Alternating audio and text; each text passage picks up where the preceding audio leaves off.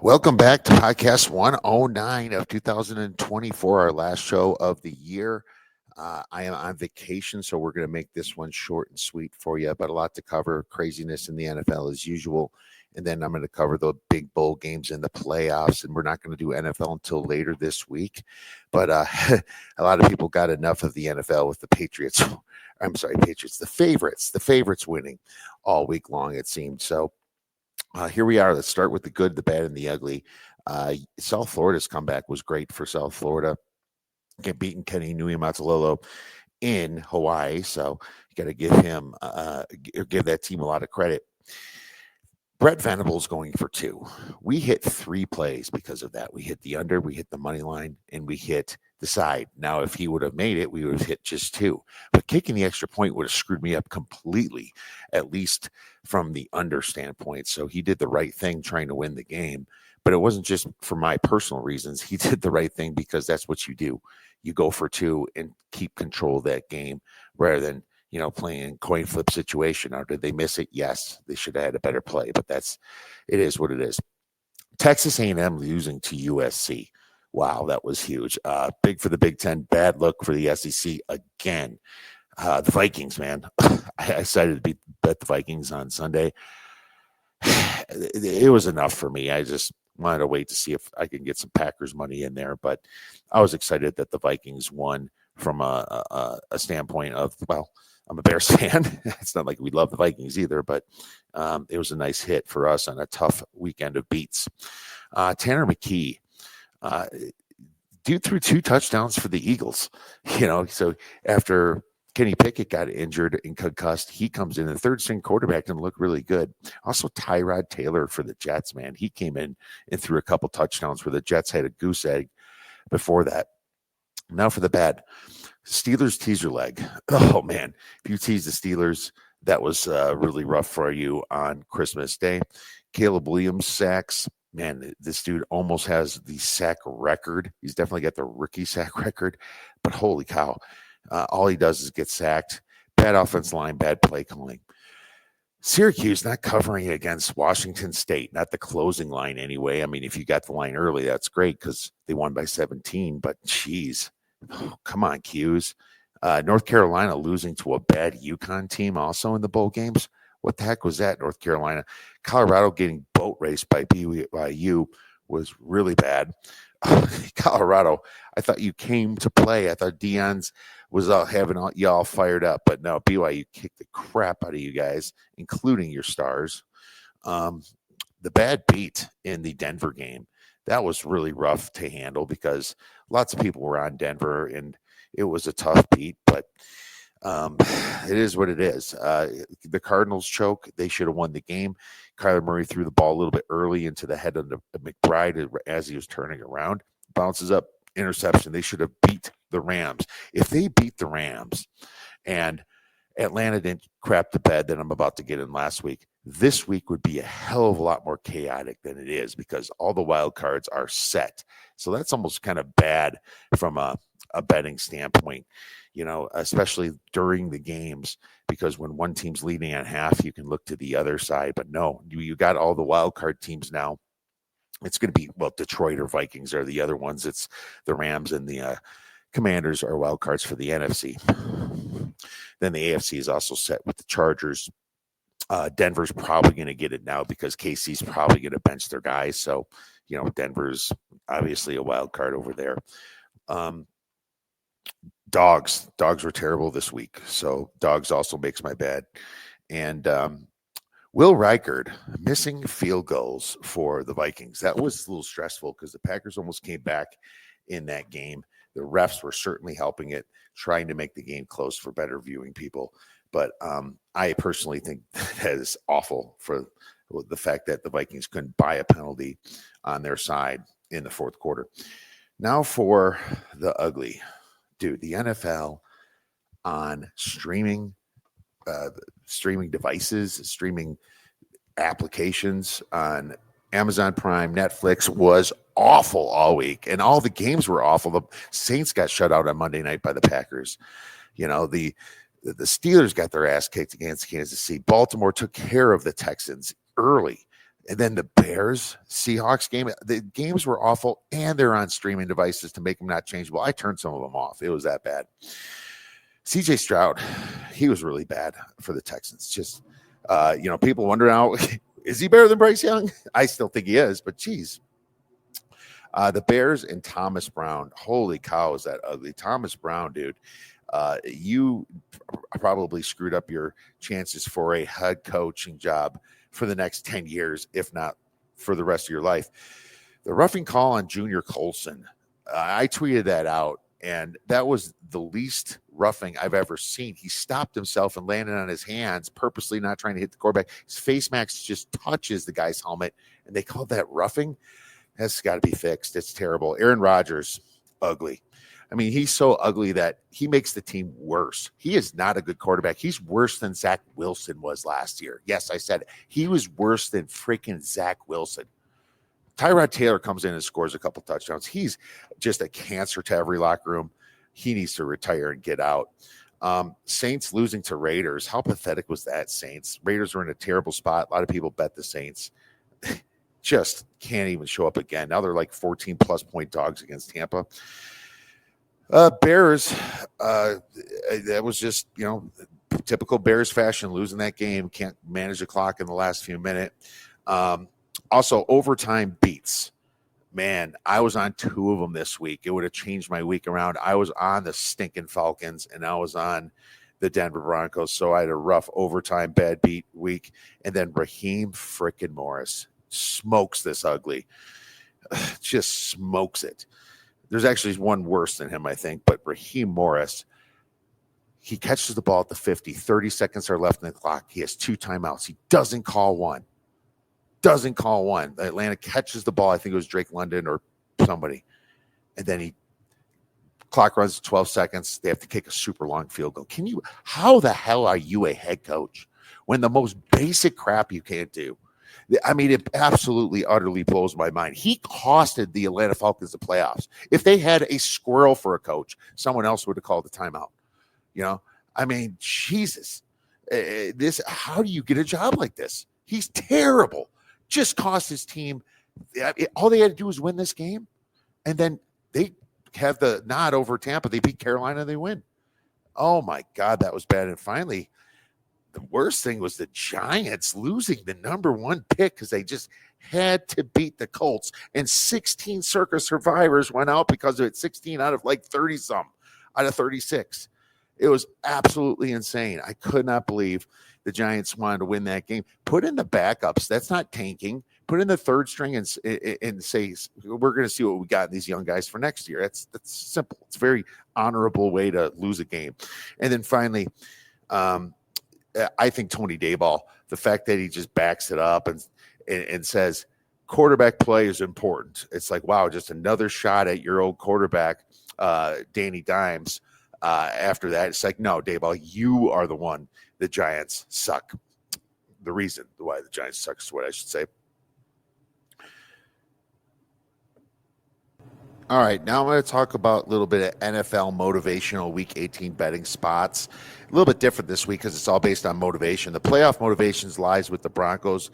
They're going to want to beat the Chiefs, obviously, to make it in. And the Dolphins will want to win, hoping the Broncos are going to lose to beat the Jets. And the Bengals are going to want both teams to lose and beat the Steelers.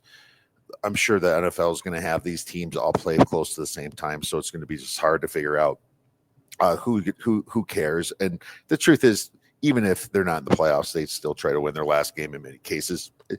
And you saw teams want to play spoiler. Bucks will want to beat the Saints, clearly. The Falcons are going to want to beat the Panthers just in case the Bucks lose, and the Steelers may be motivated to at least get the 5 seed and play the Texans in the division and not like the Ravens. Who wants to play the Ravens? So the Steelers are still going to want to beat the Bengals. I mean, there's some spoiler teams out there. The Jets hosting the Dolphins. Looks like it might be a spoiler because I think the Dolphins actually still have a shot here. And I'll just double check this. Miami's still in barely. So the Jets are going to want to play spoiler. You also have the Saints are going to want to beat the Bucks. The Panthers are going to want to at the Falcons. They're going to want to, take out the Falcons anyway. probably end on a good note. The Steelers hosting the Bengals may want the 5 seed clearly, as I mentioned, and the Browns could technically hurt the Ravens division and seed if they beat them. I believe the Pittsburgh and Ravens are playing on Saturday now, but the Browns could actually hurt the Ravens and knock them down a peg, and Steelers could still win that division. Teams that can't improve their seed much at all and should not be motivated. This is the most important thing when it comes to betting, because I already put a bunch of bets in, sent them out to premium subscribers. The Chiefs probably will bench everybody, but the line reflects that against the Broncos. The Bills at the Patriots. Why the hell would the Bills want to screw someone up and beat the Patriots when they're locked into the 2 seed? It'd be absolutely ignorant for them to do that. Same deal with the Lions tonight against San Fran. Now this game is meaningless tonight, but the Lions, Dan Campbell, we play to win. Probably get Jared Goff hurt or something, just being completely stupid and blowing their Super Bowl chances. The Packers, you can't really do anything hosting the Bears. Why you care about beating the Bears? Maybe you kind of care because if it's a rivalry, but you're going to get Jordan Love hurt just for that. You're going to be you're going to be the 6 or 7 seed no matter what. So it doesn't matter. You are, now the Commanders are above you. So it's not going to matter for you. And to be honest with you, does it really matter who you play in the NFC in the first round? The teams are either, it's going to be the Vikings or the Lions are going to get the bye clearly. And then it certainly gets a lot more interesting after that, because the number 2 seed in the NFC is going to be the Eagles. Maybe you try to avoid the Eagles if you're the Packers, but I don't see really how that's going to help you all that much. The Commanders are probably going to win next week anyway. And then obviously you have more motivational spots. The Texans are locked into the 4 seed against the Titans. The line reflects it at Titans minus 4.5. My problem is Davis Mills might still be better than what the Titans have at quarterback. The Eagles are locked into the 2 seed hosting the Giants, and the Rams are locked into the 3 or 4 spot. And it might be better to play the Commanders over the Packers anyway. So I think the Rams definitely have no reason to get out there and win this game. They should definitely rest their players. Does it happen all the time? No. It happens a good amount of time, especially in the second half, though. And this is where betting on these other teams is a very good look early in the week. I'm sure these lines are going to move in these directions, obviously. So keep that in mind. All right, now it's time for some college football bowl games. And definitely rounding them out here. Articles are coming out on the website, so no worries about that. Once again, huge thanks to Stuckey from the Action Network for giving us data on transfers and opt-outs. We got the college football playoffs, baby. And if you want the earlier games on December 31st and 30th, just check out last week's podcast on Friday that came out. So we already covered that. Penn State versus Boise State plus 10, total 53. State Farm Stadium, Glendale, Arizona on ESPN. Key guys missing. Offensive lineman Anthony Donko will miss because of injury on Penn State, and also Penn State defensive tackle Alonzo Ford will miss with an injury. Nothing major with Boise State. College Bowl ATS, Spencer Danielson from Boise State, 0-1. James Franklin, 8-5 now for Penn State. Penn State is a plus 0.92 net yards per play. So here's the key stats in this. Penn State not only shows better than Boise State in all the advanced metrics, they also had the much harder strength of schedule, ranking 44th to Boise's 85th. Boise State's defense is pretty suspect. When playing better teams, you can see that.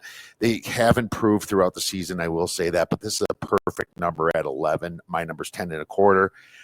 James Franklin is also great when he's a favorite of more than 7. So I have a massive lean to Penn State because of some of that. I'm probably not going to get involved unless this thing drops to 10, though. So I doubt that's going to happen, but we'll see if there's public dog money that comes on in here. So next, we have the next playoff game, which is the CFB quarterfinals at the Chick-fil-A Peach Bowl. Texas versus ASU, Arizona State, plus 13, total 52 on ESPN at 1 p.m. Eastern. Texas is going to get 2 points for home field. They're an SEC, ACC country. I believe there's going to be more Texas fans there. And right in Mercedes-Benz, it's going to be a tough environment for ASU.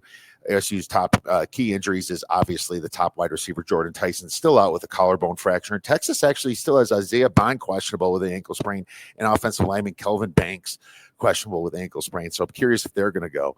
Bowl coach ATS, Texas, Steve Sarkisian, 3-4. Arizona, Kenny Dillingham, 0-0. So here's the key stats here. Arizona State's weakness definitely on defense, where they rank 69th in success rate and 56th in opponent pass EPA. Texas really doesn't have weaknesses, minus their inconsistency in many games. Texas's offensive line yards only ranks 77th, so there's something to think about right there. That doesn't feel like championship caliber offensive line. This strength of schedule doesn't rank much differently. 20th for Texas and ASU's 39th. It's not that big of a difference for looking at the numbers, even though Texas has a +1 net yards per play advantage. I think ASU might be able to score first because Ken Gillingham, such a good scheming coach for the first quarter. They're always leading their games. So I'll be looking for a prop for that.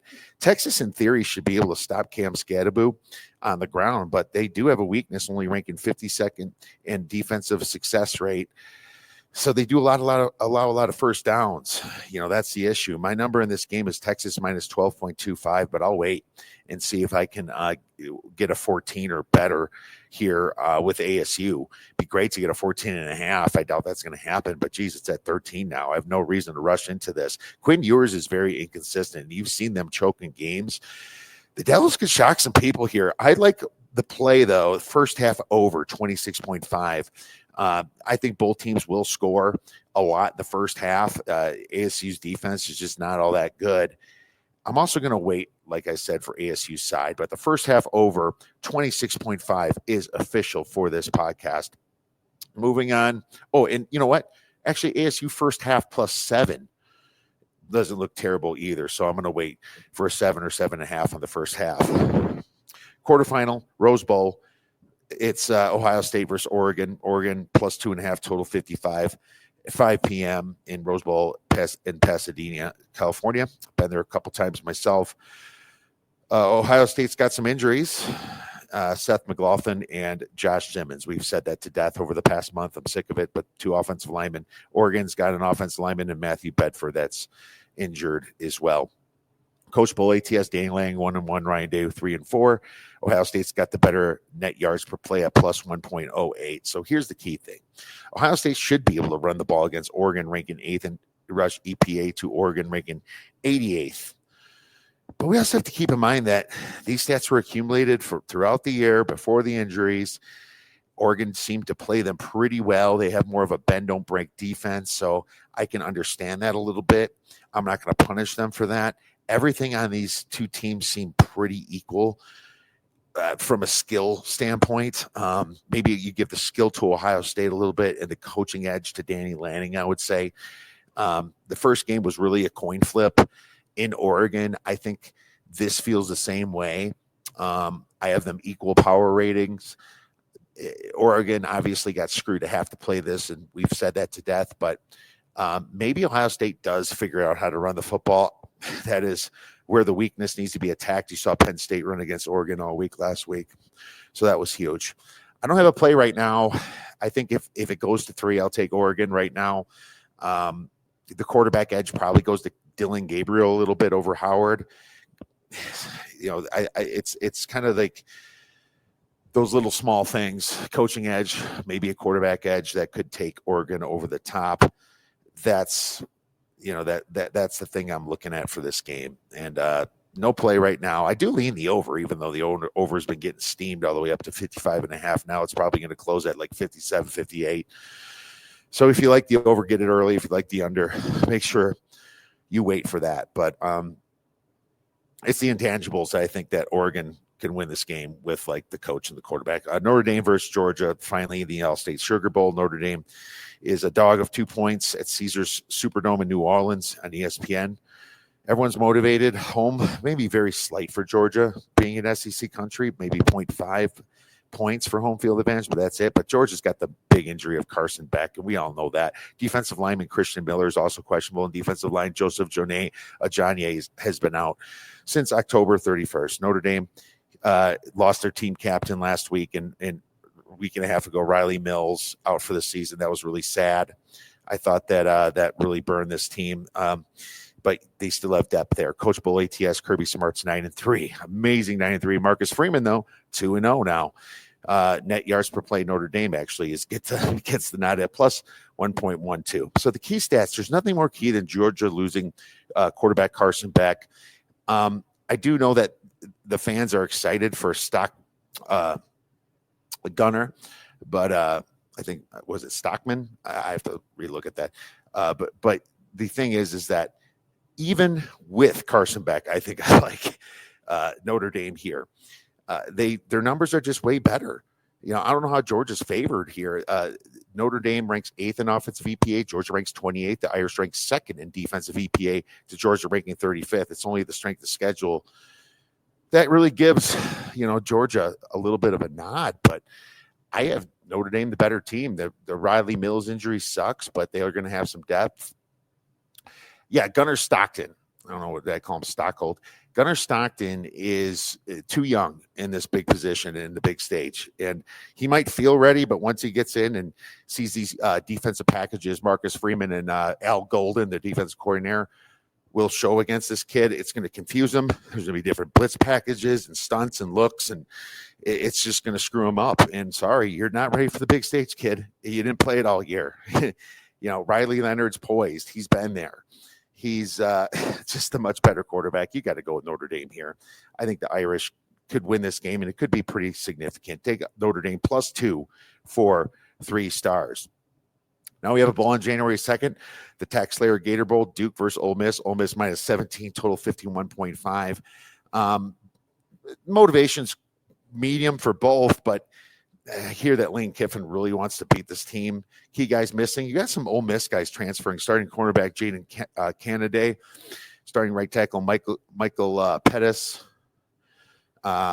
Safety Lewis Moore. A couple other guys. Ole Miss opt-outs, linebacker Chris Paul. And they got some other potential guys like Juice Wells and Trey Harris that could also opt out. So keep your eye on that. What else we got? 2 guys didn't play in the finale. Yam Banks and Lewis Moore also didn't play in the finale. So Duke's transfer portal, starting running back Star Thomas and backup quarterback Grayson Loftus. And then obviously Malik Murphy's opted out because he committed to Auburn. So he's completely out. Henry Berlin IV is going to start. Here's the thing. The ATS sucks for both teams. Duke at Manny Diaz 0-2, Lane Kiffin 3-4. But I don't know anything about Duke's quarterback coming in. I mean, if he's going to be bad, this is going to be a blowout. Maybe the spread should be 30. I don't know. Just probably live bet this one and take a look at it. Ole Miss is also very inconsistent away from home, so that worries me too. Do I want to lay big points? Obviously, everyone thought Syracuse was going to blow away the third string with no coaches for Wazoo, and that just did not work out that well. So probably wait and live bet this, see how Duke's quarterback looks. But my friends, thank you so much for listening to this quick episode here at the Oddsbreakers. We're going to have a longer one coming up this Friday and also talk some college basketball. So hope you win your bets. Enjoy the rest of your week and go get some winners.